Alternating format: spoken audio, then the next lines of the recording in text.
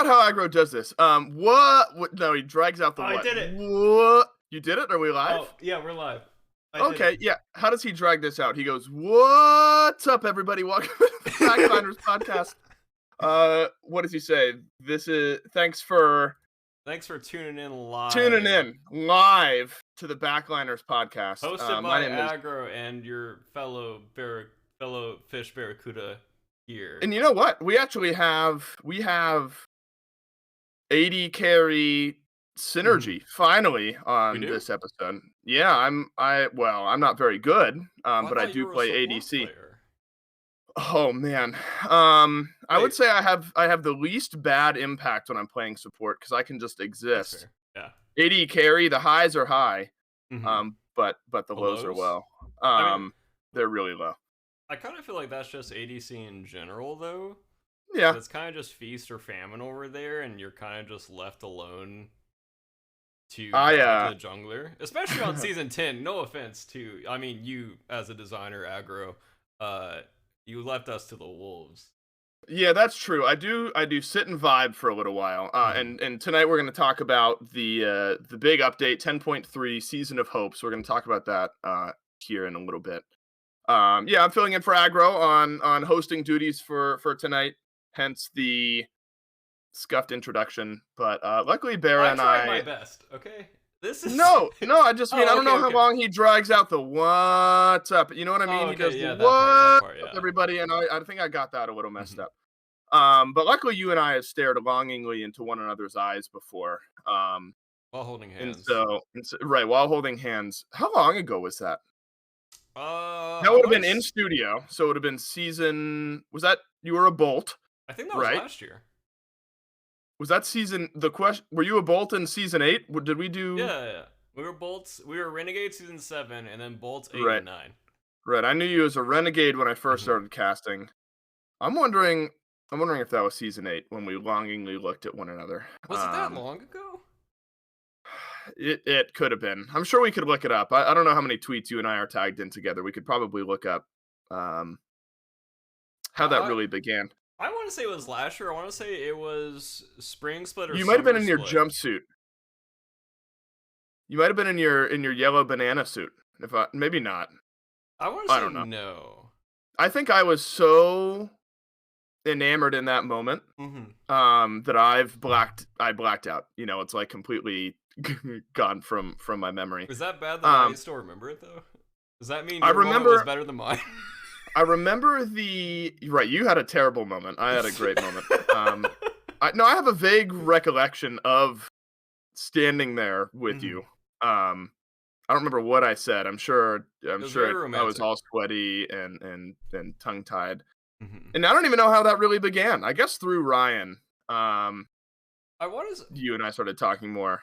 Was that through? Wait, was that before or after I saw you in the gym? That was definitely before. You and I, because I was living up closer to the office at that point, so I was going to the Lifetime that's up there in Alpharetta. That was between summer, right? That was between summer and fall. You and I ran into each other at the gym for the first time, yes, between summer and fall, because we were talking about worlds and yeah, all the you're right. Yeah, and all that. And that's gonna be one of my ad segues later on. So I'm just gonna sprinkle that knowledge in there. Talking about you and I going to the gym with one another is gonna be great. Yeah. By the way, chat, I'm forcing Dolson to do the ad reads. Yeah, this is great. Yeah. Wait, I'm the chair guy, right? Yeah, I'm the analyst. You're the handsome guy that talks about like you give it flavor, and I give it like the meat. You know. Right. That's good. I think actually fantastic for one of the sponsors that we'll talk about a bit later on. What was I right about? It was season 8. Found the tweet, July 23rd, 2021. It wasn't last year? For what it's worth, the last few years have been a blur. You know what I mean? Yeah. It's the type of thing where I'm turning 28 in 2 weeks, so April 2nd. So it'll be the Sunday of the SPL kickoff tournament. I turned 28. I was 25 at like the beginning of all the Rona stuff, and it's wild to me that suddenly here we are a few years later, and I've just kind of forgotten how the last few years have gone. Yeah, I feel that way about my early 30s. I kind of still feel like I'm 29. What are you, 30? 32. Oh, Actually, okay. see, You the feel like an last, old man around the SPL? You like, uh, we joke with Zap, like old man Zap, because yeah, he's been around forever. You've been around forever. Do you genuinely feel? Because I do sometimes, and I'm only going to be 28, but I feel like some of the players we've got are like okay, 19, 20, 21. Like even working with Mifflin, who's like a 23 or 24-year-old, makes me feel old. And yeah. I don't know if you get those vibes. So I've been feeling that way since I joined SPL. So I started Yeah, fair. I guess it's all SPL, relative. yeah, when I was 23 and 24. Right. And back in my day we had the Pinna kid who was like 13, Uh-huh. and I was like 10 years older than him back then, and I'm still 10 years older than him now. And like players like Scream and Vin, they were like 16 or like 17 in like season 4, which Goodness. was 6 years ago now. So like season 4 would be like 28 for me. So God. Yeah, I just guess the you I've right. just always been like the old guy, We always unfortunately. joke with Miff because the Penta kid, Penta Miff was that clip. Oh no. Um and so we always joke with Miff on the broadcast because he was talking about how he looked across the stage and Coast's feet wouldn't touch the ground because he Yeah. was such a young kid at the time, like he was just kind of dangling from his chair. But now I guess for you, I mean, after all those years, now Mhm. he's in the SPL and you get to play against him for an entire year. I do feel like he probably should have been in SPL by Yeah, now, and probably if we hadn't swapped to a LAN league, he would definitely be in SPL, like in the EU SPL or right. whatever. 'Cause, I mean, he's just been like waiting for that spot to open up and waiting for a team to give him a chance. And in my opinion, like he should have been SPL earlier, but also I think it really meant a lot for him to literally earn his spot this time and Yep. literally like force himself, I guess, into the Sure. SPL. Yeah, Oh, I I think can I have imagine music like on the whole time. it would have felt, it feels good either way making it in, but like this one, you played through an entire Hmm. weekend, and yeah, I don't know. That's a really good story. Have you been on the ranked grind at all, Barracuda? Like Uh, leading up to the SPL season, I know some pros mhm, just like slam the ranked queues. mhm. Are you a ranked enjoyer? I am a Smurf enjoyer. Mm-hmm. I love smurfing. Me and Hurry were smurfing together a Hmm. lot to build synergy and to just like become teammates and to become friends and everything. Because I've known Hurry a while, but not like that close. Obviously, he was my coach in season 2. Um, well, we've never been like that close. Right. So leading up to this split, I wasn't really feeling streaming in the off season this time. I was just like kind of mentally gapped, and when you're mentally gapped, you don't really want to be streaming. You just kind of want to keep playing Smite. Sure. So I was getting into ranked on my Smurf, and I was playing a lot of casuals. And then Hurry was like, "Yo, we should queue sometime." And so we started That's true. slamming ranked a lot and just kind of duo queuing. But I haven't streamed. My main account is literally 1500. I haven't played a game on my main account. Untouched. Um, it, there's parts of me that kind of feels like ranked is helpful to a point, and then after Right. that, it's only hurtful for your playstyle. And like your mechanics, in my opinion, can only get so good until your game knowledge and the plays that you go for start deteriorating because you're used to like being in a better spot than you actually are in like SPL and scrims and everything. Yeah, I think I don't know if you've noticed. I'm on the ranked sprint right now. So I've started streaming a little bit this Really? year. Um and I'm on the path to diamond. It's Dave to diamond. I've been streaming my ranked journey. Wow. And I'm plat 3 right now. Now there's an Nice. important caveat to this. Okay. I'm duoing with Laramie the entire time. So like And she's like provided really good, right? she's really good. And so I've learned the finesse and the art of Smite in not feeding, right? Hmm. I've had games Of where course. I still do really well. I've often said I think if I don't recommend solo queuing because it's mind numbing sometimes, but Hmm. if I had a duo partner who was genuinely my skill level, and I grinded for an entire season, I'd probably likely end up where I am right now, like high Mhm. plat. I could maybe dip my toe into diamond if I got a lucky streak of games. But I'm Mhm. rarely the one who's like 15-2 carrying my games. Yeah. But I Wait, don't what do you ever lose my team the game, and that's really important. Is I might be a non-factor, which maybe loses my team the game, but I'm not the guy who's like 0-8 in lane. Mhm. I have the You're the safe player. I'm I love W King, but I know when I'm outclassed, and I know when I need to Mhm. just sit behind my tower and absorb the wave and wait for my jungler to come over.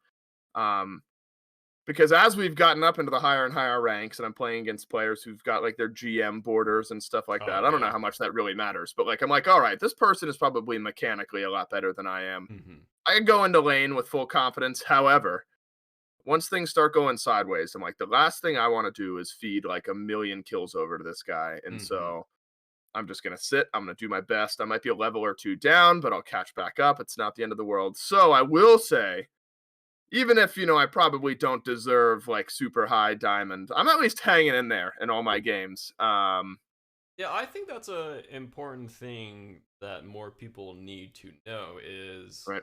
MOBAs aren't always about you. And yeah, Mm-hmm. you might have been ganked and you might have had a purple or two invaded, but that doesn't win or lose you the game. And it's okay to sit behind your tower and accept the L, but a lot of players, they just see it. I think especially in Smite, you kind of feel pain like in a different way than like I It's guess like emotional. yeah, like because you feel like your character when you're playing sometimes, and you like, Yeah. okay, I'm literally just sitting behind my tower doing nothing right now. Like I want to be the one that's pressuring on the tower. I want to be the one playing aggressive. And that's not always how it can be, unfortunately. Especially as a laner. I don't know Yeah. about jungle. If you can just kind of sit back and farm, probably not. But as a laner, especially, sometimes you got to hold the L while you're jungler and support do other things on the map. Yeah, I'm a big laney boy. I've been playing a lot of duo, and Oh then yeah, every once in a while, what gods do I you play, by the way? Q AD carry. Mhm. Here's the thing, and maybe this goes with what I just said. I've ended up playing a lot of Charybdis Oh no. because I No. know, No. I know, I No. know. Because what ends up happening Mhm. is like I'll look at the enemy comp and it's like full on dive, and I'm like, all right, what is the god that I'm just gonna be able to get out and be safe on if I'm playing AD carry? And Charybdis is always the answer. But I will say, in those games, I do feel the most useless, where I'm like, if I'm missing my ult and I come out of my three, I'm still getting dove, whatever. Mhm. I don't know. There's not much I can do after it. I love playing Rom. I love playing Ishtar. Um, Any CERN?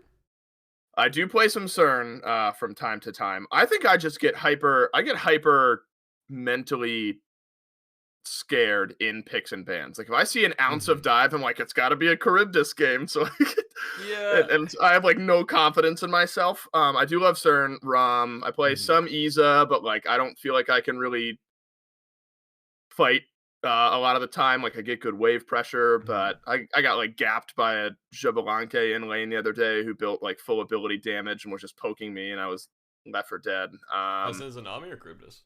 That was Izanami. Uh, I don't know. Again, I'm still not great, but um, yeah, that's not the best matchup for you, unfortunately, because you have to stand in the wave, and meanwhile you're just uh-huh. eating bola after bola after bola. Mm-hmm.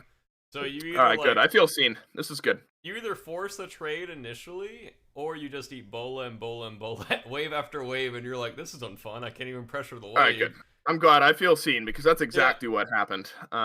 I would say maybe get off of the Charybdis because Ugh, she literally is but fake I'm so safe. scared. She's But I'm fake so safe. scared. Everyone's like, Charybdis is so safe. Look, you can go underground and then your ult has like 20% movement speed. Dude, she's not safe. She's not a safe character. She is fake Yeah. safe. You die like Okay. I do die 90%. a lot anyway, right? Yeah, exactly. Like, if there's a jungler on you and you're ulting, you're still dead. Like, you're just moving slightly faster. You're right. I am a little speedy, and then if I want to turn and use the ult, I'm Mhm. rooted in place, and that gets me Yeah. killed most of the time. All and right, so maybe I should and the majority maybe of I should drop time it. the ult misses anyways. Like it's a fake push off Right. sometimes, and other times you're like, oh, I'm gonna go for the wombo. Okay, and I'm dead. Like Yeah. you see the juicer roll and the juicer roll misses, and you're like, maybe I should have just been auto attacking. Like, All right, I'm never playing Charybdis again. We're hanging it up. We're nice, going back. What's good, good, what's good. what's free MMR in your mind? It CERN, like you threw out CERN.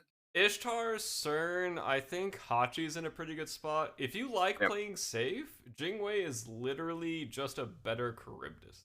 Like, Yeah, your ult can go over walls, your ult can go really far, you're safe from most knock-up characters in the game. You still have a that's good... true.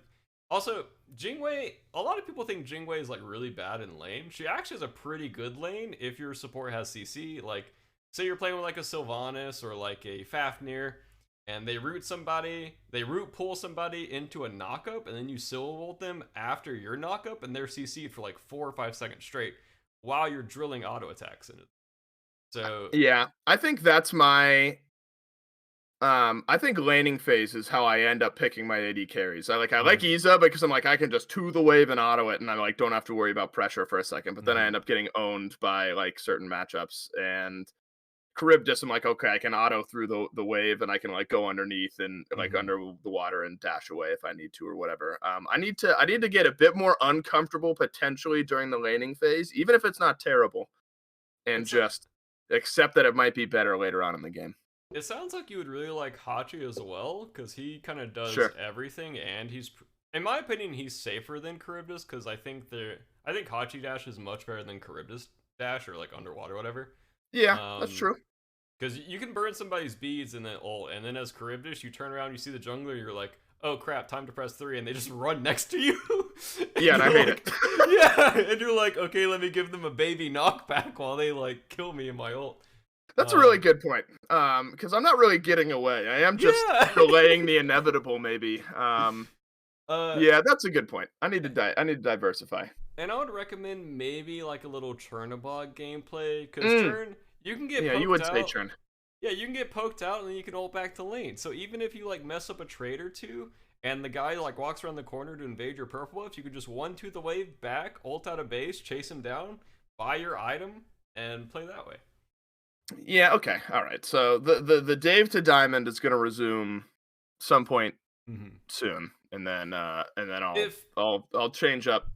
That is a good point. And somebody and the hippies mentioning this in chat. I feel like my carry picks also come down a lot to who I feel like I can actually aim and hit autos with. They all feel so different to me that like sometimes I just feel like I'm missing everything. Like Rom, I don't know why. Something about Rom, I hit everything.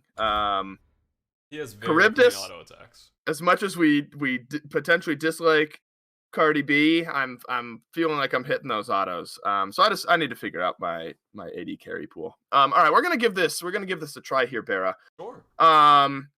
Did you know that today's episode of the Backliners is sponsored by Honey? It's the easy way to save when you're shopping on your iPhone or on your computer. Say I walk into the gym, right, and you're there, and we lock eyes. Describe that emotion to me. Love. It's like if I was laying in a bed of like warm mashed potatoes. Ooh, that's good. And you're covered by warmth and happiness and thickness, buttery, salty goodness. Warm, thick, buttery. Buttery is carrying a lot of weight in this statement. Warm, thick, buttery, salty goodness. And that's exactly how I feel and you can feel when you shop online using Honey. And thanks to Honey, manually searching for coupon codes, which I used to do all the time. Anytime I was about to check out for something, I'd always look up and see if there was some coupon code searching out there. I don't have to do that anymore. It's a free shopping tool. Free is important here. It's saving you money and it's free to use. Scours the internet, does all the searching for those promo codes for you. And then it'll find and applies the best one for your current situation into your cart. So how it works, imagine you're shopping on your favorite sites. For me, I'm constantly searching for protein powder, supplements, things like that. They're all very expensive. And suddenly the little Honey button appears, and you can click on that. Then you click apply coupons. You'll wait a few seconds. Honey will search the internet. It'll find those coupons, and it'll apply it right there, and you can watch the prices drop And in then real also time. you can get like a small percentage off sometimes depending on the website. Which is Yeah, also correct. nice.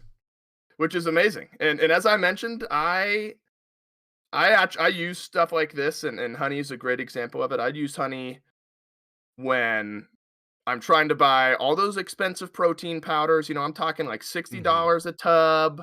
Jeez. You can get. Oh yeah, it's pricey, Barry. It's I don't pricey think to I've ever spent maintain, 60 bucks on it. Well, and you I might not guess you're have not to ever anymore. again. Yeah, exactly. And you might not have to ever again. But it really works for everything. I've been on a clothing grind recently. Mm-hmm. I've been trying to change up my gym outfits. I'm wearing a an anime shirt right now. I've got hoodies, all those sorts of things because I can't let anyone see what's underneath. That's really Of important. Is course. I'm actually wearing the biggest, baggiest things I can find. Mm-hmm. And since Oh, I'm on you're a one of clothing kick, those guys, the super yeah. buff guys that wears the like the loose fitting stuff that's like you can still see how jacked I am, but I'm not Yes, showing it off. I'm being humble correct. about my jackedness. Right, and that's how you see it, but in my brain, I'm like, I'm way too Oh. small to show off any Oh. bit of my physique, right? And so when I'm buying those types of clothes, I use Honey to find the That's discounts how for the me. rest of us see you too, just so small and Right, just small and scrawny. yeah. Um, well, good news is I can buy more clothes like that and find the best discounts using Honey. And if you don't already have Honey, you could just straight up be missing out. Mhm. And by getting it, you'll be doing yourself a solid and supporting this show. Get PayPal Honey for free at joinhoney.com/backliners. That's joinhoney.com/backliners. That was Not perfect. too shabby for my Mm-mm. first one. All Mashed right, Barry. potatoes. Let's yeah, you teed me up there with a great one Thank you. to start things off. Yeah, someone in chat. Go to the gym, guys. You get body dysmorphia for free. That's the truth. All right, let's And talk a cheaper bit. clothes. And cheaper clothes. That's right, as long as you're using Honey. So big Yeah, I'm not 10.3 update recently. Sorry, did I pull you away? Were we going to go further in on me and my body sadness, or? I would always go in further whenever we're talking about your body. Oh my I would goodness! I would love to Uh-huh. figure I'm out flustered. how much you want to talk about the patch notes. If you want to do it like, because basically the overarching thing about this patch notes is healing and life still got worse, Okay. Yep. and the healer gods themselves got changed to either be protectors, buffers, or more damage, or they just got their heal nerfed a little I bit. think I think what I want to talk about, big change in Slash in 10.3. That's Increased setup time from 60 to 75 seconds. Yeah. Is the line item for Slash. So that's Uh, worth maybe saying. yeah, that's a really. I actually didn't know that. I didn't even Yeah. know there was a setup time in Slash Yeah. because I'm pretty sure in Slash all you do is run to the red buff. I'm gonna be honest, Barra. I've played Slash maybe like 3 times. Really, it's such a Yeah, good only a game few times. mode. Yeah, we can piecemeal through Mhm. 10.3 here. I know some of the pros got a chance to play some PTS, right? I know PBM came on the Dev Insight show after Mhm. patch notes the other day and talked a bit about some of his experiences. He was actually a really great guest to have because of some of the healing changes. He's a big Aphrodite fan. She got a great tier 5 skin, or will be Mhm. getting in 10.3. Yeah, it was Um, weird that Afro got so many buffs and a tier 5 skin. yeah, it's amazing how the world It's crazy how works those things sometimes, line up sometimes. Yeah, Um, that's really so you interesting. do see it as an Afro buff, I assume, based on Uh, your. yeah, because I don't think that character has seen pro play consistently in the last 10 years. The last thing Thank I God. remember, yeah, about Aphrodite is Dardes picking her Yep. very slightly, and Shadow Q dodging a Poseidon 1 at launch tournament. Yep. That's the only Aphrodite moments I have in my mind, and I played this game for 10 years. Yep. I agree. I So think Aphrodite will be good. yeah, and I think her kit before just didn't really make a lot of sense. I think it was a little outdated. And I think changing healers their identity to being more actual characters instead of just, oh no, we've hit late game, we didn't immediately win the team fight. they're healing to full. Oh boy, here we go. I feel like that's a really healthy direction. I know some people were complaining. It's like, oh no, I'm gonna get one shot by a hell dog. She was already one shotting you. Like, yeah. Full. Okay, I played against Paul for like 4 years. Hell, one shot. Yeah, you would know. Yeah. You would know every time you play against Paul. Yeah, I think from a neutral perspective, which I would consider myself, I'm really interested to see how the healing changes go over, because it's not even, well, obviously the way healing works is sort of the idea, but with that, the devs talked about this, Laramie and Clumsy and AJ. They had to look at and tweak like 70 gods or something like that who have some type of healing in their kit. And so a lot of the time, I guess the idea is that the percent or the scaling with magical power or power in general was removed. It was changed to just kind of like flat level based. But gods who got worse because of that received some type of tweak to their kit, exactly. To either buff them or try to neutralize things out. So I think Afro was a big topic of conversation. Let me find in these patch notes here. I'm gonna scroll. Okay, we got new healing items and all that sort of stuff too. I'll go over the conquest stuff real quick. Basically the jungle path layouts got changed. There's the map itself. Yeah, there's a chest camp now. I'm trying to go like semi in order. There's a chest camp. Yeah, that's now. A smart man. Let's scroll back up here. I'm getting off kilter immediately. Oh no. Halfway down the patch notes. There's a chest camp now, and if you're behind, there will be little chests that spawn in the interior of the camp that give the player that's most behind on your team. It gives everyone gold, but it gives the player that's most behind on your team the most gold. So it's also a comeback mechanic, and on top of that, they're cranking up the shutdown gold, and it gives us, I think, a small global assist if you get a shutdown kill across the map. I'm not sure. Is that like a normal assist amount? I don't remember. Yeah, I'm trying to find. We're going to end up scrolling down to it at some point and find it. But you're right, it is a global. Actually, and with the UI update, I actually think it's worth mentioning here because there is a big UI overhaul, which I think looks really nice. In the UI now, you'll be able to see opposing players that have a gold bounty on them. Which, you'd be able to figure anyway. Like in the current game state, you look at the tab screen, you see who's doing what, and you're like, all right, that guy probably is worth a lot of gold. Now you can literally see how much they're worth. Barrett, do you think you and your team are uniquely qualified to think about that comeback mechanic chest buff? Do you think you're going to be utilizing that a good bit of the time? Oh, of course. I think also we plan on getting behind a lot, so we plan on getting our chest as often as possible. And that being said, they now spawn every 2 minutes instead of 4 minutes. Right. So it gives your supports and your junglers something to do on the map instead of, as me and Dolson know, getting ganked by the jungler every 30 seconds to a minute. Yes. So they have some back harpies to invade now, and a chest camp to invade. Yeah. Which is, in my opinion, really healthy change, because I think I talked about it with aggro before, but Season 10 was a very basic, very baseline version of Smite. Sure. Buffs, getting pushback spawn timer wise, losing Scepter, losing Trebby, losing all of these individual components. I forgot the trebuchet. Oh, yeah. I liked the bucket, man. Yeah, I like the Trebby. Was great. But yeah, it was this was a very simplified version of Smite for the introduction of Season 10. So seeing these respawn timers go down, seeing a chest camp spawning, seeing the neutral harpies going around the map in a different way, in my opinion, is healthy because it promotes fighting that's not, oh, I'm getting ganked again. And it's not fun for laners. It gives the junglers and support something to do, which in my opinion is always healthy because it kind of distracts them on the map. Also, real quick, Fire Giant, now the buff now lasts 3 minutes instead of 4 minutes. So there's a 60-second downtime between the spawn of... I feel... I was going to say, I from a neutral perspective, I think I like that. I think as a guy who is losing Fire Giant a lot, that's and maybe you're right, that's Charybdis all the time.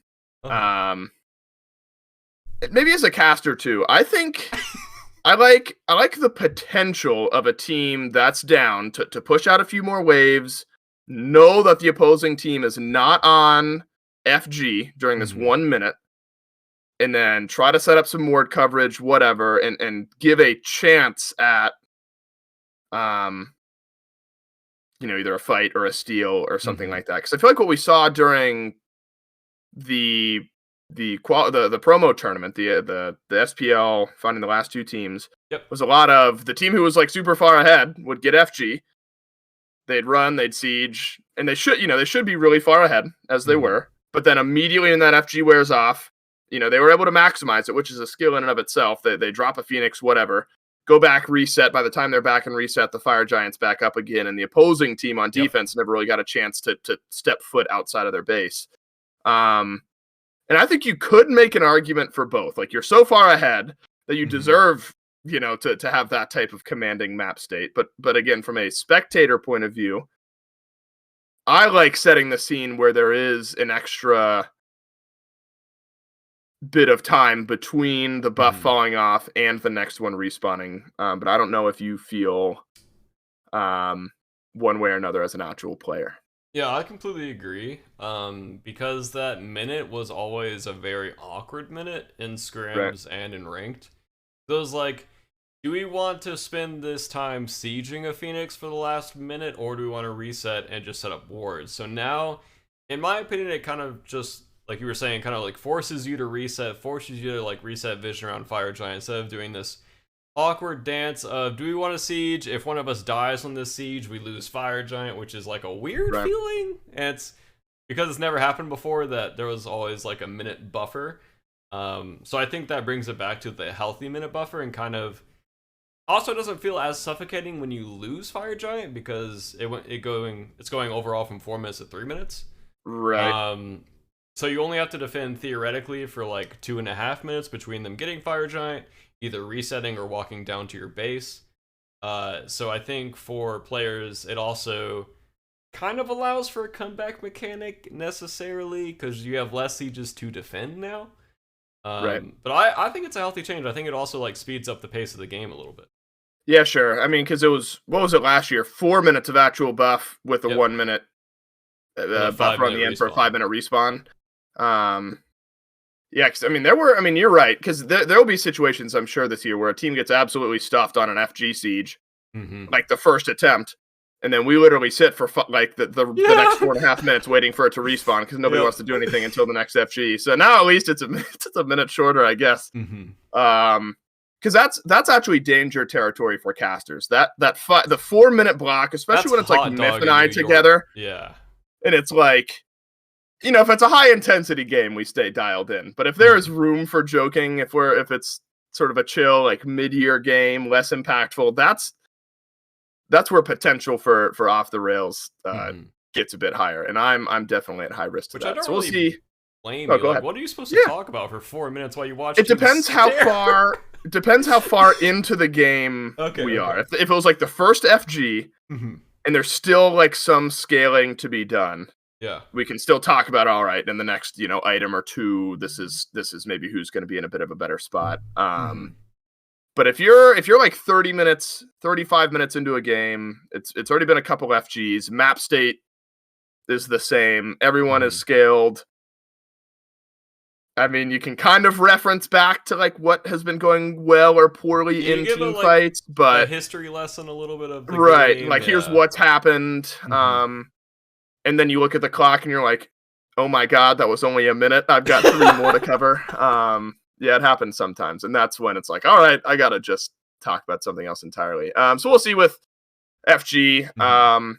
1 minute left, or 1 minute less, and then the 1 minute buffer again before a 4 minute respawn for a grand total of 3 minutes of Fire Giant buff. Harpies, things like that changed up a bit. I know the back harpies we just talked about. I don't know if it's worth sinking into starts now, because probably not until I think it's weird. Where the harpies are worth less, and so people are still trying to figure out in 10.3 how to hit, or if they can even hit level 2 by pulling certain camps, 3 splitting, things like that. So that start will change up a little bit. Slight number tweaks. Important change to Golden Pyro. If you try to body block it, it now attacks you, which is very important because I'm sure everyone's seen their support running circles around Gold Oh, is that the Fury. circle thing? Yep. Now I thought they were just being silly. now you can't do that anymore because now the Gold Fury is faster too, up to 400 movement speed, and it'll attack anyone trying to body block it, which in my opinion is a really healthy change because I don't think it should have been in the game anyways, because you shouldn't be able to do an objective that is that powerful and take literally 0 damage. 0 damage, right? Yeah, it's just goofy. Bastion's getting tankier, up 300 health from 1200 to 1500. Have you felt like those have been impactful, Bastions? It depends on the lane pressure. If they're a lane, like, I'm sure you've laid against the magical ADCs. Oh, yeah. Those things, if they get purple buff, you're losing that first Bastion in a minute. Like, you're auto-attacking that thing for like 60 as Olaron and Soul, and you're just melting it. And then that kind of feels suffocating because it's also a mental thing. It's like, I'm 3 to 4 minutes in, and they've taken both of my Bastions now as the magical ADC. So you definitely... It feels bad. Yeah, and you watch their gold just increase and increase, and they walk over to the shield camp, and you're like, oh boy, I'm even further behind. So I think this Bastion health increase obviously slows down the early game pressure, which is a lot of what's been going on in this patch, with the comeback mechanic on chest, with a shutdown gold, with a shutdown showing on the tab screen, which you touched on earlier. I think that all of this is really healthy. I mean, it's healthy for like the pros also, but it's also healthy for noobs that just kind of, you're like, okay, my team is behind, there's nothing for me to do, there's no buffs up, I can't farm anything, we're just gonna lose. Now you can go hit a chest camp and get some gold back, or figure out who you need to focus and kill. So you can just type to your teammates, hey, press tab, we gotta kill that guy. Yeah, I'd hide behind them as long as I'm not playing against Izanami. Someone in chat mentioned that also. Like, if I'm getting shoved beneath tower, I'm like, all right, I'm just going to sit behind here while I farm for a minute. I don't blame you. Actually, I think like day 1 in season 10, I played against a Naja support and was just getting ring bounced constantly. Oh, that's an easy prophetic stack right there. It was slightly annoying. Slightly annoying. I don't know if you want to talk much about some of the camps got slightly tweaked. Totem did get buffed a bit, so the output buff is 10 to 15%, or from 10 to 15. The area of the buff is increased a little bit, and the reward buff is given to all gods on the team, and so that's a nice little change because solo laners were a bit outspoken after the update show. I think Totem obviously very important in that lane. I don't know, is 10 to 15. I guess that's the when you're fighting in the little aura. Do you feel like Totem was in a good spot? Do you mind Totem buffs over there in solo? I honestly have no idea. Fair enough. I played about 3 solo games this season, so I have no idea how that lane works. I keep getting autofilled there, and I'm like, all right. Yeah. Because remember, well, I guess we'll talk about this in a little bit, but teleport also got nerfed, where it's like what 20 seconds, something like that off, higher, right? Which sucks for me because I go into solo, I get autofilled into solo, and I just want to sit. I want to farm, stay alive until my teleport's back up, teleport back to lane, repeat. Now you're telling me I got to survive another wave or two? That's unbelievable. And I only say that as someone who constantly loses lane, as a solo laner. It sounds like you have an issue, Dulcin, that you might need to work on, which is winning lane. Yeah, right. I can win lane in one lane. And that's duo if I have an aggressive support. And that's Have you tried Kakolin solo?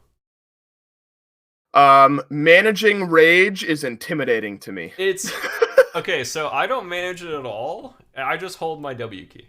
And if I get ganked, I'm fighting both of them. And it's the most fun you'll ever have playing solo lane, and I promise you, because you don't have to worry about mana. Like, that's true. I just see, oh, cool, I got rage and like 25 rage points or whatever it's called. Like, if I get ganked, I'm turning this gank and I'm fighting. And also you just kind of jam your dent, have some fun, let loose, rage out a little bit. I think you enjoy it. All right, we own it. All right, so we're running. I am a big like Mulan fan. I cannot play that character. I like how the kit flows. Every once in a Mhm. while, I'm just hitting all my stuns. Every once in a while, I'm just missing them all. Before we get into some of the item changes, because there's a whole bunch of, and I guess really the healing changes, because there's Mhm. healing changes, therefore item changes, therefore god changes. Um, as we all know, and you might have noticed this today, Bera, it was cold the last few days, It and was. now suddenly burning hot. Yep. Today was really, really warm, which means spring is just around the corner. It means summertime is just beyond that. Mhm. And so the time is now to get your meals going, get your food on the Mhm. right track, get the gym sessions really dialed in, um, and really get yourself moving in the right direction. And eating and weight gain, weight loss, whatever your goals are, so important. Um, and we've got a great sponsor here on this episode of the Backliners, Factor Meals, America's #1 ready to eat meal kit. You can get nutritious, chef prepared meals Mhm. delivered straight to your door. You don't have to move. Nope. I'd encourage some outside movement, but Mhm. you won't have to move to get these actual meals, and so you'll have to find that elsewhere during your day.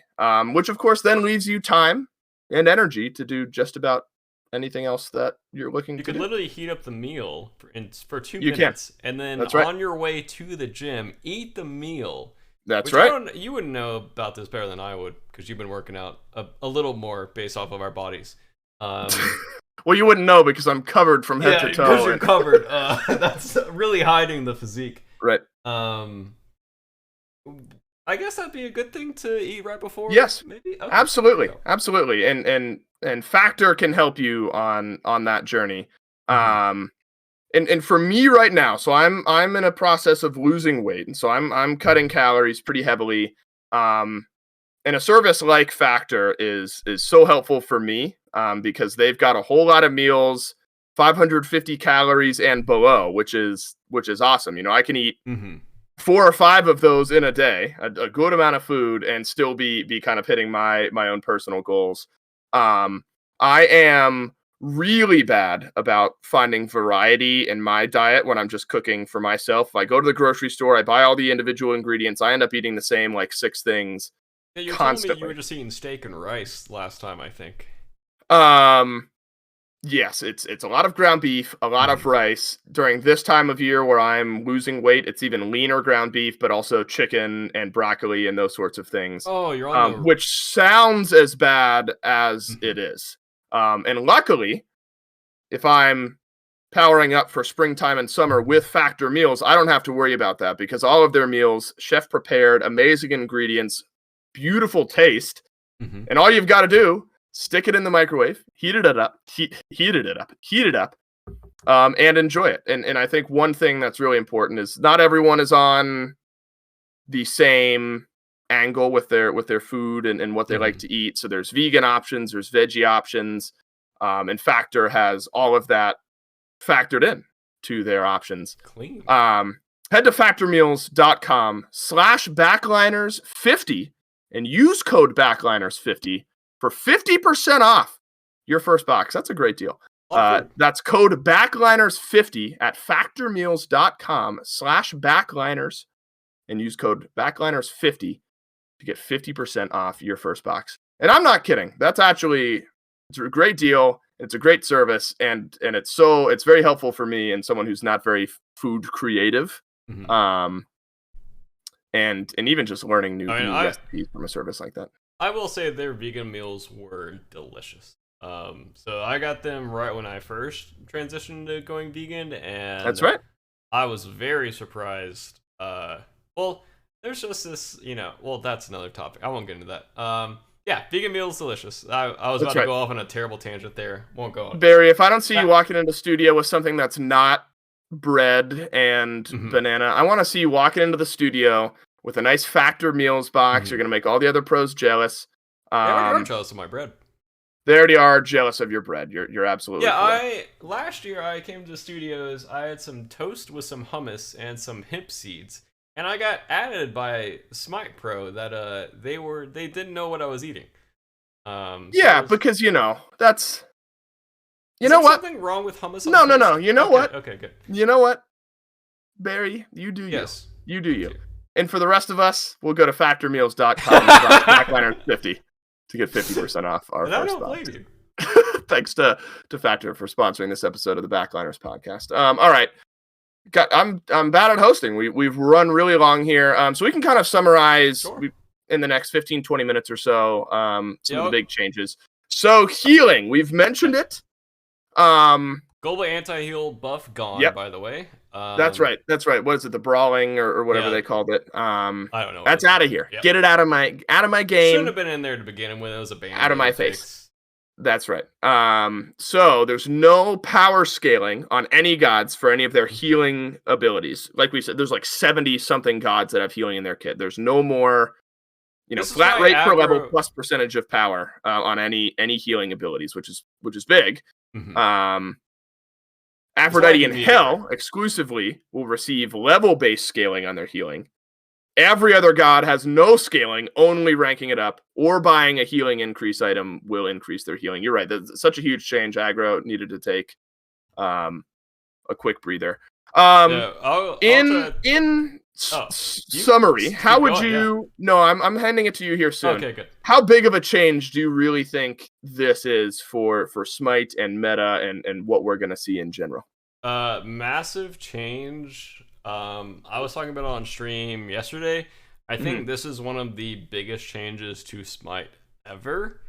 Because healers have always been a very suffocating thing to play against, especially like the Hells, in my opinion. I don't think Raw and Afro ever got to that level of Hell territory where it was just like, okay, the Hell got a lead.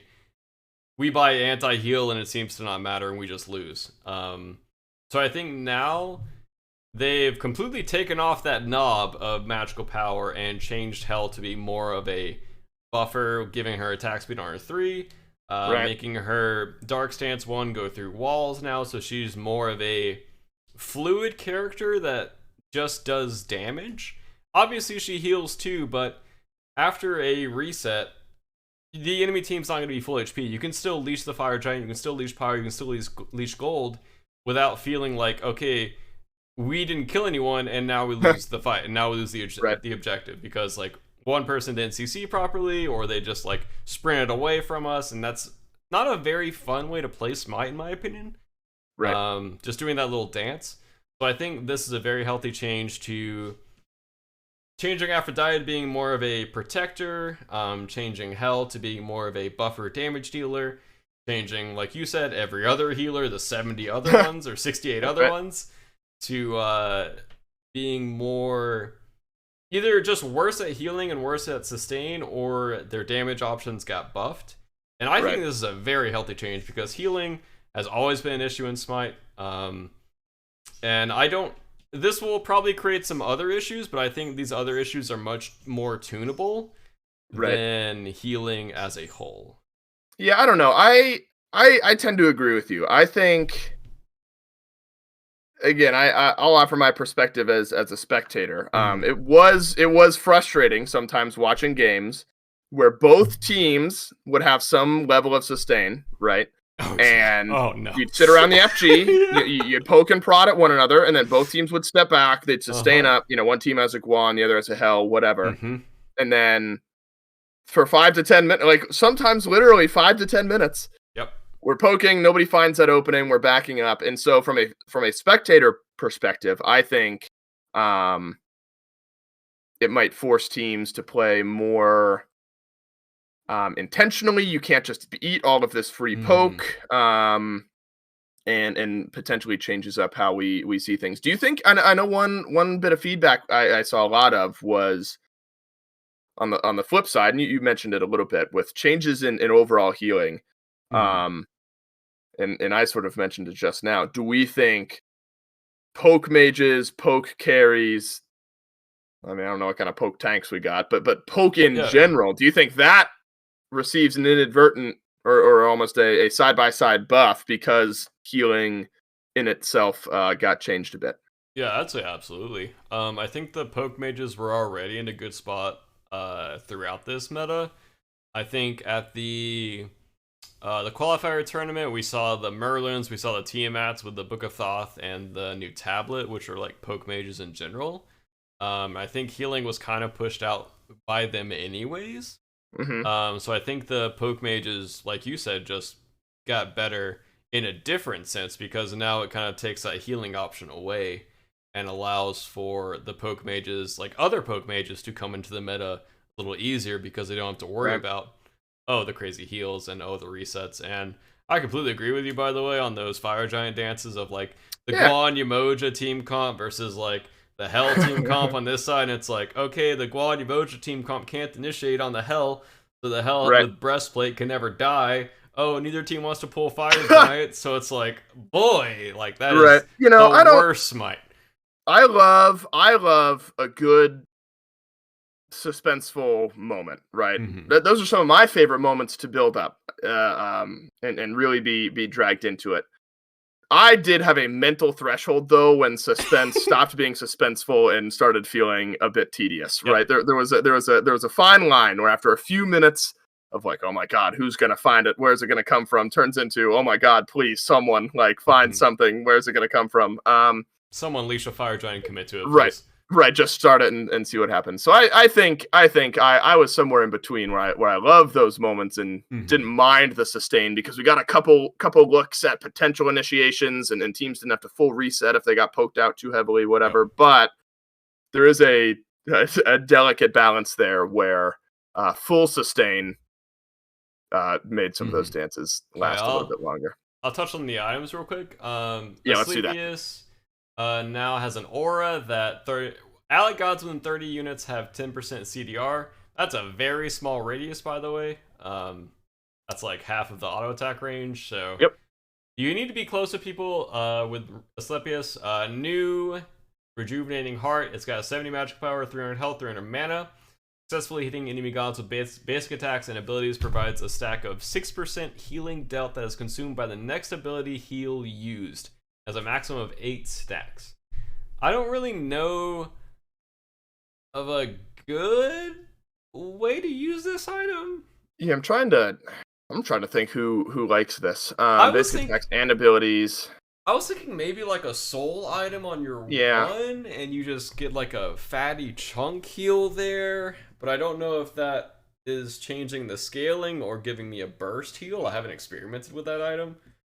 Um, but I was thinking maybe like Emoja as well. But it's like, do I want to change that or use that over like Prophetic or Thebes or Lotus Crown? yeah. Or And Lotus Sigil? it says it's one stack per god hit per ability. So it looks like tick damage type abilities Mhm. won't work with this. So you can't throw out a Merlin, one or whatever, Yeah. and just fully stack this up is how I'm reading that at least. Yeah, I didn't know if you needed healing in Well, your you don't need kit. it, right? You don't need it anyway. I'm thinking of like tick Oh, damage okay, or yeah. whatever. Yeah, I That was type of ability wouldn't work. once I read basic attacks, I was like, oh, what kind of design were they going for with this? I was like, maybe I'm not far enough to see this. Yeah, Because we'll see. you have to enemy gods with it, so it's not like you can stack it up Right. in the jungle, then come to a team fight and get a burst heal. So yeah, we'll And see. the one stack per god hit per ability, and at 8 stacks getting it. Mm-hmm. Or basic attacks, I guess. I guess Freddy, you'd get more value. Surely you hit 8 basic attacks faster than you hit 8 different Yeah. abilities. That's certainly got to be the case. Unless I'm just totally out of my depth here. I'm only seeing this like maybe on Oleron, maybe Soul. I would feel like I would never buy this on Kronos to use like on his one. Probably never a Freya item. Maybe like a raw item, something like that. But you'd probably just want more damage now, especially with the ult change to having true damage on That's it right. now. That's right. Yeah, it could be a Hades item too with the health. That would probably feel pretty nice. Because you have a lot Yeah. of prots already in I negation mean, and this is a stuff. fun time where like pros get to theory craft, and Exactly. Yeah. I'm sure we'll see it at some point in some build. I don't know if this is suddenly an overwhelming item though. Last Grasp, another new healing item. And this is kind of a flip side. This is for healing allies. You gain 10 magical power per 10% of their missing health for 6 seconds after you heal an ally with an ability. Um, It's an so healing mages, I guess. I mean, do you like healing burst mages because it has flat penetration on it. Mm-hmm. And you would want your ally to be lower HP so you get more magical power. So it's another niche item of effectiveness almost. Like, is this item just inherently better than a damage item? If I heal somebody with, like, if they're missing 20% of their HP, I get 20 magical power. That takes the item to 120 magical power and 15 flat pen. Yeah. I see this on burst mages like Raw, like Hell, but I don't know if they would value this item over other items. What do you think about a late item in a support build when supports are potentially building damage anyway? Like, do you care much about throwing this on a Yamoja like in last slot? I think this honestly got, if it's that late in the game, probably not good. It would probably be good second on Yamoja, like after Thieves or Prophetic. Yeah. Right. Because late game with Prophetic, with Thieves, with Embrace, people are very tanky. I don't care about 15 flat. Yeah, exactly. Squishies are tankier than they've ever been this meta. So honestly, like you said, I think it'd be pretty good on a god like Yamoja. I think I would just build it pretty early in the game versus later. Yeah, potentially earlier. And so with some of those changes, new tier 1, new tier 2, we don't really touch on that. CAD Club got reworked. Healing dealt increased by 30%. Of course, that's a change to just the healing changes in general. Those numbers are down, so the amplifying items are up. Allied gods within 70 units have 10% CCR and 4% movement speed. Do we care much about CAD Club, or do you want to talk I think the it's amplifier scepter?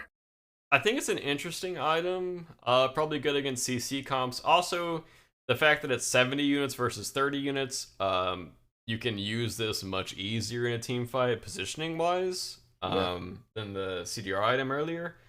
So yeah, I think this is actually pretty useful. Probably pretty good on like Guan. Maybe okay on like a Hercules or something like that. Maybe a Surtur, maybe too, something like that. Any god with like built-in sustain would probably feel pretty nice. Yeah, I think the movement speed's always a hard stat to balance. Good. Yeah, and it's always gonna feel good. Vital Amplifier, that's a unique item. Healing yourself or an allied god with an ability, you gain 10% attack speed. So you talk about some of the carries that might have self heals. This could feel nice. I mean, because you got 40 power, a little health, a little MP5, 20% attack speed on the item itself. And 5% basic attack damage, stacking up to 3 times. Yeah, right. That one at the end there, yeah. Yeah, that's pretty big. I think the only ADC would probably be Cupid with this, I would assume. I can't really think of anyone else. Pick it up. Yeah, I feel like Dange, you're only healing yourself once. That's probably not great. AMC now has HP 5, so it's not healing, so you can't use that.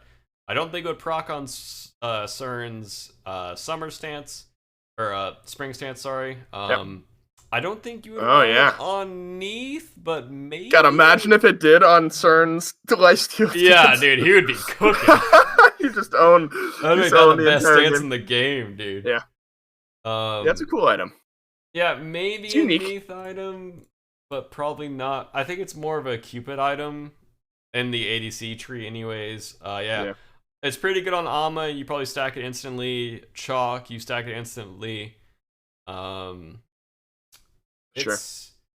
I don't know if it's per hit, so if you like Mulan 3, or I guess you wouldn't heal with Bologna 3.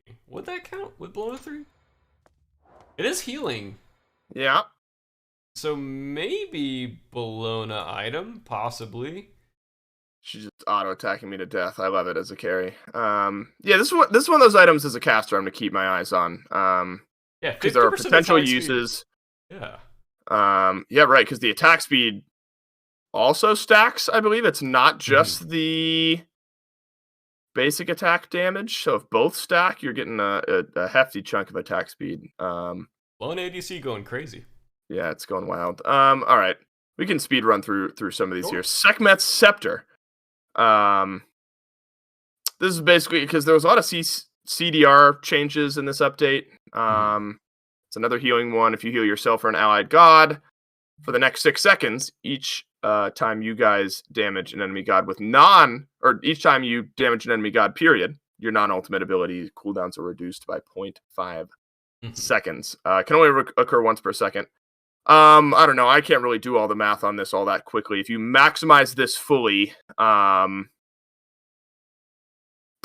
you can get 3 seconds off your overall cooldown, something like that. If you hit somebody perfectly every second for 6 seconds, you get 3 seconds off. It's only healing, so I don't know how effective that would be if it's like a chalk through. If it happens every second. Oh, it's each time you damage, just you as an individual damage an enemy god. I see. Okay. Huh. So you have to heal and then hit somebody, and then you get cooldowns reduced then you once per second.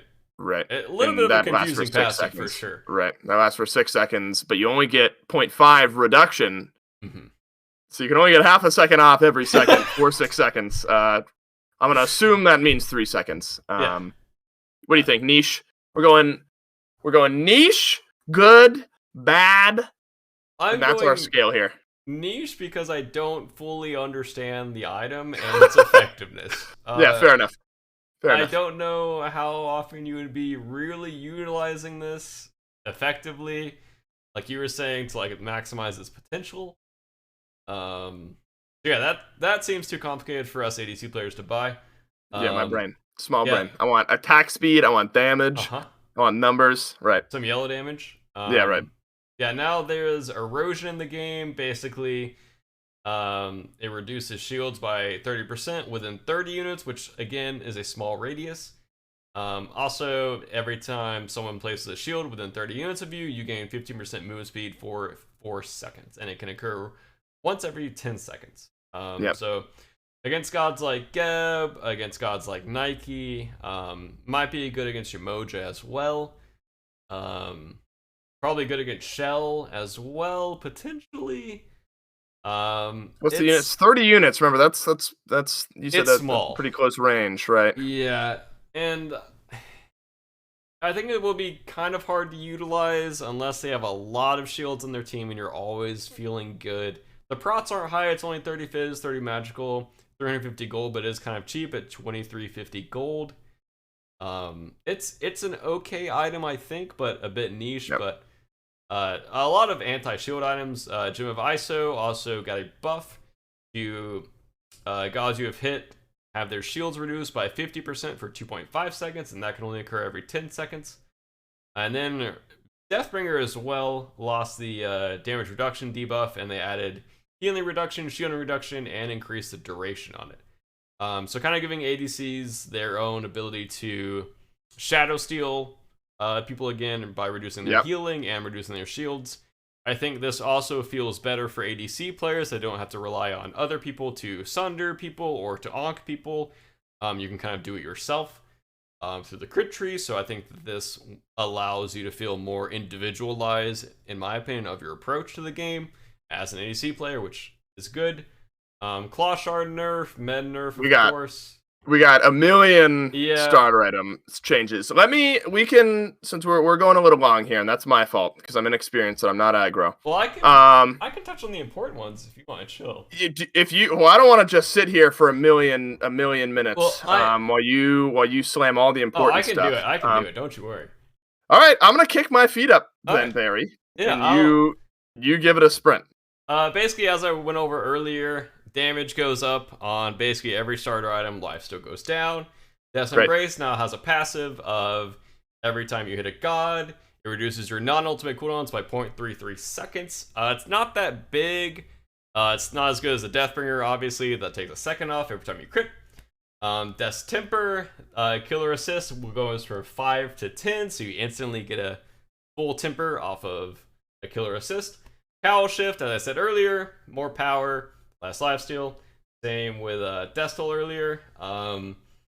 Gilded going from 3 to 4 gold doesn't really do anything. Diamond Arrow adding 10% pin doesn't really do anything. I think might be an Oloran item, potentially, probably not an ADC item. Ornate goes from 5% crit chance to 15% crit chance on physicals. Huge buff, but we'll see how much sustain you need in lane, if you need to go Destal or if you need to go Cowl versus going Gilded first. Bluestone getting hit, obviously OP item, built everywhere. All 5 lanes are building Bluestone. Warriors X nerf, 30 plus 1.5 to 20 plus 1. Pretty necessary, I think that item was pretty good. Sundering Axe, increase the damage from 1% to 1.5. This item can no longer trigger its bonus damage off of other item damage. It will only trigger on ability damage. Bumbuzz, looks like it's getting a buff. Physical power, magic power. Decreased health restore. I didn't even know they were touching mannequins. Do you know they were touching mannequins? I forgot that. No, I don't. I'm not told anything. I'm not told anything. Me watching the update show is the first that I heard about most of this stuff. Yeah, so power scaling going up on Mannequin Scepter from 5% to 7%, and then Mace getting a nerf. Eye of the Jungle physical power going from 10 to 15, from 20 to 30.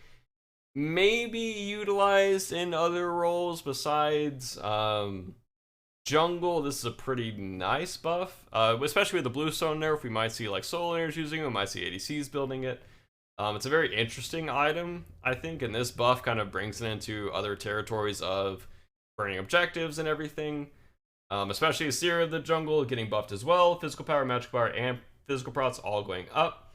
Sentinel's getting nerfed health-wise. Benevolent's getting nerfed health-wise. Warfly getting nerfed health-wise.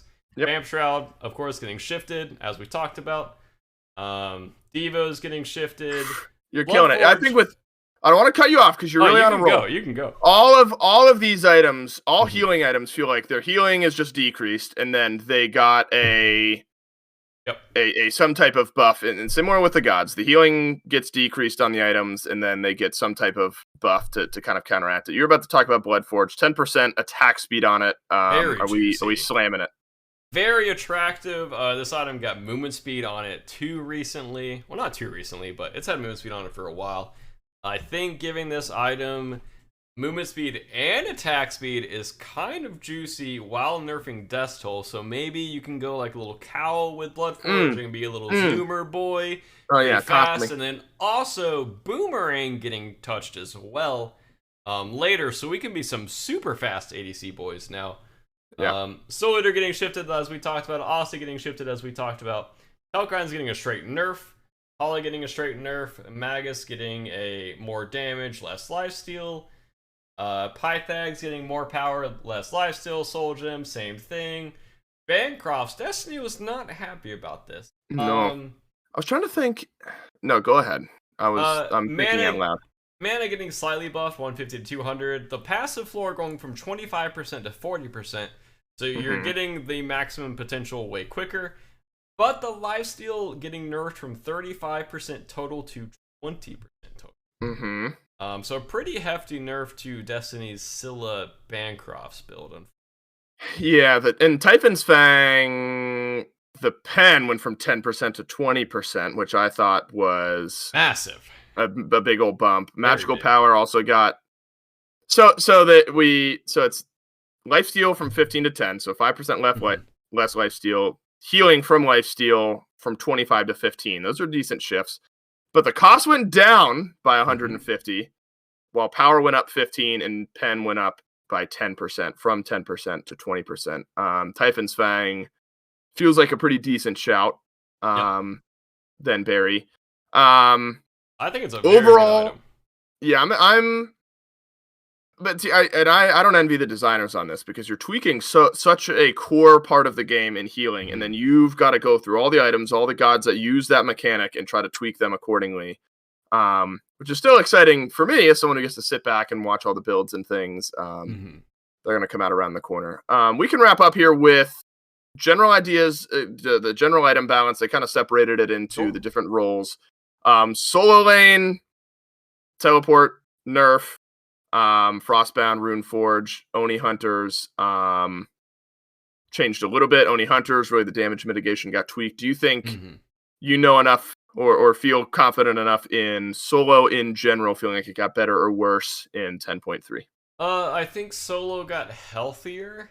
I Okay. don't think the mitigation build will be as potent with the Oni Hunter's nerf. Well, Oni Hunter's shift. More health, less mitigation. I also think the hammers weren't built that often, and I think the hammers are a pretty healthy item to be in the game because it allows soul laners to do damage and kill people, which in my Yep. opinion is always healthy. And then TP, as you touched on, I think it was probably one of the best relics in the game. Especially obviously for soul laners, which I think were the only role really building it. It was crazy good, and I think this nerf is pretty necessary. Hunters is the one that a lot of people have been talking about as well. Transcendence got buffed, but just the cost decrease, 100 gold less. Fail Not added 10% damage output reduction to the debuff mark of this item. Demon Blade got buffed. Bladed Boomerang got buffed. The only one item I want to ask you about specifically here, Griffin Wing Earrings. Nobody's buying it. 10 physical power increase. Is it seen any more often in your mind? Still not buying it. Okay, still not buying it. Hunters in general, with those item tweaks, other things, do you think in a healthier, better spot or worse after 10.3? Definitely in a healthier, better spot. I think we are no longer Destol Aussie every game. We get a bit of build diversity. Let's also, go. Crit getting a buff always feels nice. Always feels like we can individually impact the game more, which in my opinion is always a good thing. Yep. The trans buff, I don't think it was completely for hunters. I think this will be probably built by other roles too, or hunters outside of the duo lane. So I thought that was kind of funny that it was under the hunter role. Right. Yeah, I mean, this is just healthy for the game, in my opinion. It makes hunters better, way better, Yep. in my opinion. Excited about hunters. Support specific in this category didn't get much. Heroism got buffed. You get a little extra gold. Which also should just Spartan be on Flag. there anyways, in my opinion. If Yep, the other agreed. starters have gold, then every support starter, in my opinion, should have gold on. Yep. Spartan Flag gets that same thing as well. So nice shift for the supports. Mage in general, Divine Ruin got nerfed because of the I guess they didn't increased magical power scaling from 20%, or decreased rather, from 20% to 10%. I don't know if they talk about that proc anti-healing hurt. changes anywhere else. Yes, the proc was tough Very on painful. the old Zappy guy. Big Tahuti buff. Tahuti got a juicy buff. Doomorb got a juicy buff. Deso got a gold reduction, therefore a buff. I don't know. Mid was in an okay spot. Some of the maybe less spot items increased. Is this role looking different to you in the next update? In my opinion, mid was already the best role in the game, and they got better. All right, fair enough. I don't want to hear anything from any of you mid laners. Very strong role. Right, very strong. Gods, we don't have to sink into all these because we're going to talk a million hours. We already touched on Aphrodite, Hell already, Himojo a little bit. Sylvanas, the 2 hits the changed wave, up a but little doesn't do bit. anything. It doesn't do a lot. People are freaking out that it does hit minions, but it's really not. Oh my goodness! All right, I'm scrolling down. There's a billion gods with healing. Yeah, we don't need it. We're not doing all these. I want your thoughts on. Okay, sure. ESET, that could be one. ESET cooldown nerf. Dispel magic going from 16 seconds to 14 seconds. If you played Assault like I do, you hate ESET, and now we hate ESET even more. Yep. Because we will just get 3-2'd more and more, which is not fun, and the damage mitigation on the ult goes from 25 to 30%. Raw, true damage to gods. I believe that's an important. Yep. It's not objectives. 5% true damage of their max HP to enemy gods. Do you feel like this is a juicy moment for Ra?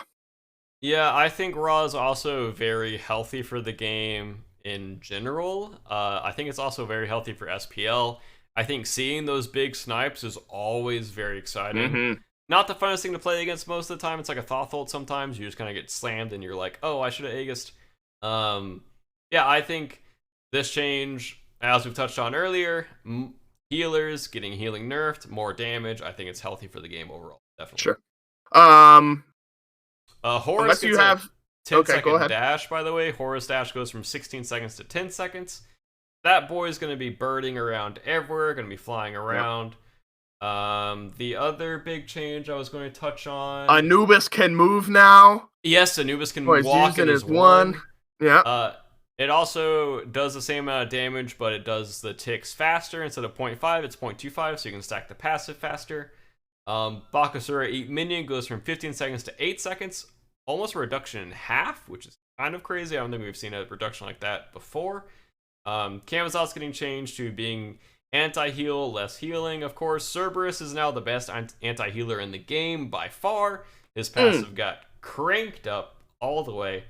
Danzaburo getting a slight buff to his 1 and his 3. You are now a race car in his 3, very fast. Erlong gets a fatty buff to his ult. Damage mitigation from 10 to 20%, now 25% on the ult. We like that. That's a... Although, I was not a huge fan of like the Erlong Osiris jungle meta. Really? For 4 years? Yeah, right. I was over it. I don't know. So we'll see if how much. All right, put this in perspective for me. I don't want to start a whole tangent because we were on a roll there on the rundown to the end of the show. Increased taunt duration from 1.2 to 1.5 as a player, 0.3 seconds. How painful is that? Real? Is that massive? Yeah, that also, you have to think about it this way. Longer taunt duration, and we're buffing a lot of mages' damage. So every time I guess that's true. Taunted, you're like, is there a mage? Is there a mage? Is there a mage? And you have to ride that taunt for 0.3 seconds longer now, and hoping there's not a raw ult coming from behind a wall. That's right. That 5% extra true damage gonna be chunky. Exactly. And I was watching Incon today, and I think I saw him snipe somebody for 1880. Which is a pretty high number. Is your meme the Giannis ults or the Raw snipes? It's both, but it's Giannis mainly. I get hit by every line snipe ability. Unlucky for you then, Barracuda. I also have a very bad habit of walking into raw ones for some reason. I'll watch it come on my side, then I'll just walk into it. It's like a deer to cars, basically. Fafnir getting a very big buff to his passive, going from 25 to 35 prots, and a huge buff on his 2, going from 10 to 30% to 20 to 30% attack speed. This is a massive buff to early game Fafnir buffs. Like we talked about earlier, everyone getting nerfed. This is a big Hercules buff to his 1, going from 13 seconds to 11 seconds. And then on his 2, going from 13 to 11 flat. So 11 seconds on his 1 and his 2, which is a massive buff. His heal did get hurt, obviously, a lot. Kali, same thing. Healing got nerfed. Healing got nerfed on every other god in the game. As I'm scrolling down, Nike buff, Prot Tread more on her 1. Cooldown reduction on her 2. 13 seconds flat now. And a big, in my opinion, ultimate buff from 100 to 360 to 200 to 400. That's a 100 damage increase at level 5. Yeah. Which, in my opinion, is a pretty big deal for a warrior to do 100 more damage. Odin Shield comes up more. I think that's the Raven Shout ability. I think we're done. As I'm scrolling down, Pele, Persephone, Uller change. Fana got kind of slapped around a little bit. He did, unfortunately, because so much of his kit revolves around healing. I think it was a nerf to Harvester of Souls, cooldown in reduction. So I guess a buff on his scythe, but the healing went down. Decreased cooldown then on his 3. Stun increase though on hovering death from 1 second to 1.5 seconds. So maybe for using ults when you're not trying to execute and like potentially initiate on targets, you can get a little bit more value out of Thana in a moment like that. I think it allows that landing on a full HP carry when they don't have beads and you're doing the Hydra's auto cancel, allowing yourself to one-shot them. I think that definitely gives you a bigger window there, like you said, to when you're not playing for the executes. My goodness, all these. You were going to talk about Uller. We could probably end on Uller. I don't know if we're... Yeah, slight change to Uller, but with Bloodforge being as good as it is, with Devos now getting penetration, I don't know if we'll see an Uller meta. Also with Bluestone getting nerfed, and with Bluestone not proccing on objectives anymore, that really hurts his DPS on objectives, so you'll need DPS elsewhere in your team comp. Um, it's a nice change, I think, but I don't know if it's enough to bring Uller back. And then pretty big Vamana buff, attack speed buff, Sleeping Giant buff, Colossal Fury buff, and last Zonquistun now 1 second permanently, which is a not big too buff. Shabby. Yep. Honestly, the amount of stuff in this update, and we still did it in. We didn't do ourselves any favor. We talked for like 30 minutes at the beginning of the episode, so a little under an hour for all that is not that was too necessary. Shabby. I think it was very necessary. You gotta get into the ebb and the flow of things. So 10.3, it's gonna be coming out soon. You guys, I believe, are playing on 10.3 during the what are we calling it? The kickoff tournament. Yep. And that'll be next weekend. So we're finally getting back to some competitive Smite, and that being broadcast. I mean, I don't mind my downtime, but I'm ready to get things rolling yet again. So Hunters, we'll see, Barra. We'll see how the Hunters are doing in this upcoming update. How does aggro? Go ahead. It'll also be very exciting to just see how every team is performing, because it'll be the first look of every team, and so many question marks. I agree. First look at every team when we were scrimming on a different patch, and then now we're scrimming on this one for 2 weeks. So that's right. Very last second change and a very pure chaos. Yeah, exactly. Pure chaos. Everyone's on fire. We're all scrambling, trying to figure out what meta we're supposed to play and how we're supposed to play the map. But yeah, overall, very healthy changes, in my opinion. Very healthy changes to the map. Very healthy changes to healers. Good buffs to hunters. Mages are going to be very strong. We'll see how much that impacts solo lane as well, with hunters and mages being so strong. Maybe we see more carries coming into the solo lane. Yeah. Change the batteries on your smoke alarm. Yeah, I did literally just started. I'm sorry. I was also playing music for the first 8 minutes of this podcast. I didn't even realize. I didn't hear it at all until just now, but it was a good opportunity to make fun of you for it. How does aggro end these shows? What is? Don't you guys do something? Don't you say bye in a certain way, or? Yeah, he tells people to check out all of the prediction shows everywhere where you find podcasts, and then he throws it to me and says, "Barracuda, you know what to do." And then I go, "Bye." Are you ready for that, or were you doing that right now? Oh, that's what I was doing right now. Oh, did you end it? Okay. Yeah. All right, yeah, go check out prediction stuff everywhere that podcasts can be found. Thanks, everyone, for tuning in. Thanks for having me. Barracuda, you know what to do. Bye!